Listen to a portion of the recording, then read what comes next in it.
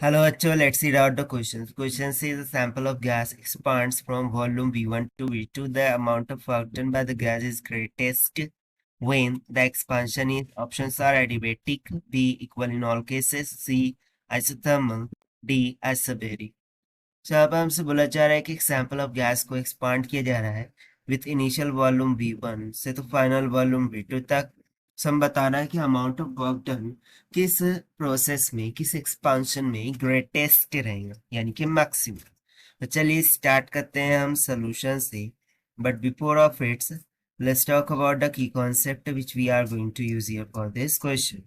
सो यहाँ पर हम सिंपली वर्क डन के कॉन्सेप्ट का यूज करेंगे। So since we remember that the work done is nothing but equals to the area under PV curve, area under PV curve होता है, यानी कि जिसका जितना ज्यादा एरिया होगा under the PV curve, that will have the greatest and maximum amount of work done. So इसके लिए हम यदि ग्राफिकल रिप्रेजेंटेशन देखें, ठीक है। सो लेट्स सपोज कि ये हो जाएगा प्रेशर के लिए axis and this one is for the volume, ठीक है। यहाँ पर वर्टिकल एक्सिस पर प्रेशर और यहाँ पर हम वॉल्यूम को ड्रॉ करेंगे। सो ऑप्शंस में हमें क्या क्या दे रखा है, एडियाबैटिक, आइसोथर्मल और आइसोबेरिक, ठीक है। सो सबसे पहले यहाँ पर देखिए जो सैंपल ऑफ गैस है उसका volume just expanding from initial volume to final volume. So इस कंडीशन में सबसे पहले हम यहाँ पर ग्राफ को ड्रॉ कर लेते हैं कि ये हो जाएगा graph for expansion of volume from V1 to V2। So यदि मैं यहाँ पर इस ग्राफ को देखूं, सो ये एडियाबेटिक एक्सपांशन को इंडिकेट करेगा, एडियाबेटिक एक्सपांशन को। Now next we will draw the graph for isothermal. Isothermal will be drawn like this. ये हो जाएगा isothermal expansion, and the third one will be for isobaric. So isobaric के लिए तो simple एक straight line आ जाएगी, नहीं तो क्योंकि isobaric में प्रेशर क्या होता है, कांस्टेंट। ये हो जाएगा फॉर isobaric, ठीक है। सो इन तीनों ग्राफ हमें क्या करना है, हमें ये देखना है कि किस ग्राफ के लिए जो वर्क डन है वो मैक्सिमम आ रहा है। So that work done will be corresponds to the maximum amount of work done. ठीक है, area under the curve will be corresponds to the maximum work done. So an isothermal process is the type of thermodynamic process जिसमें temperature change zero होता है।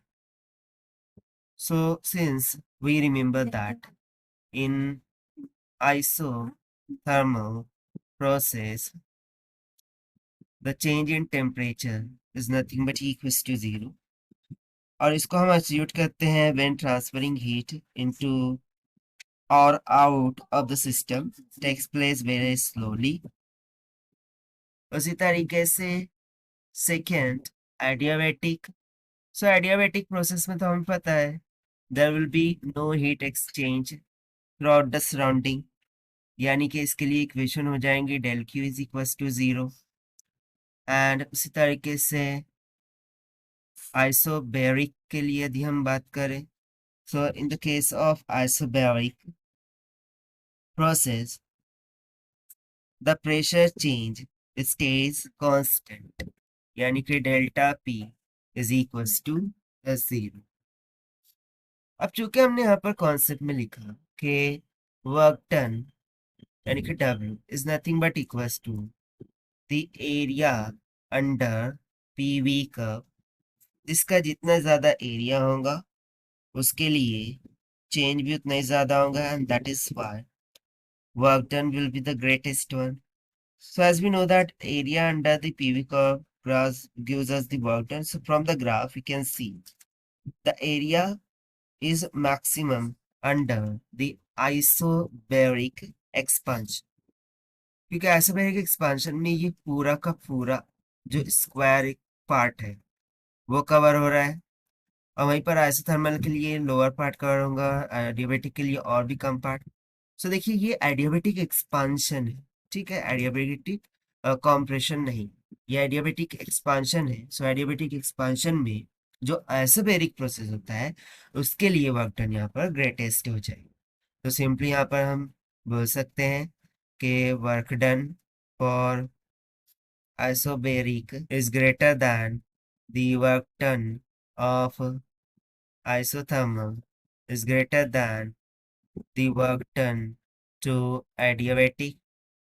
So therefore, for isobaric process, for isobaric expansion बोलेंगे, process नहीं expansion बोलेंगे, we will say expansion work done is greatest. Work done is greatest, and therefore isobaric is going to be the required answer of this question. So according to given option, option D will become correct. So this is the required solution. I hope you understand. Well, best of luck. Thank you.